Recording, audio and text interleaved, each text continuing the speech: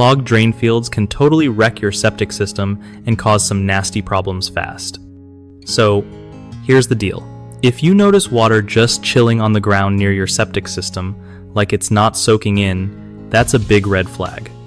You might also catch some funky smells that remind you of old sewage, and yeah, not the vibe you want around your house. Another thing is, when the grass over the drain field looks way greener and thicker than the rest of your yard, it's kind of like nature's way of saying something's up. To keep things chill, try to avoid heavy vehicles or equipment driving over the drain field because they can compact the soil and mess with drainage. Also, don't dump grease, oils, or harsh chemicals down your drains since they can clog things up quicker than you think. Regular septic tank pumping every 3 to 5 years is clutch for preventing backups. If you've got a garbage disposal, use it sparingly because it adds extra solids that can overload the system.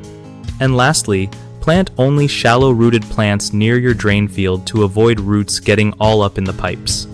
One of the biggest problems people run into with clogged drain fields is ignoring early warning signs like slow draining sinks or toilets. Fixing this early by checking your septic tank can save you tons of hassle. Another common mistake is not getting regular septic inspections and pumping. Letting sludge build up leads to backup and damage that costs way more to fix. The third issue is overloading the drain field by using too much water at once, or dumping inappropriate materials down the drain, which stresses the system. Cutting back on water use and avoiding harmful substances helps keep things flowing smoothly.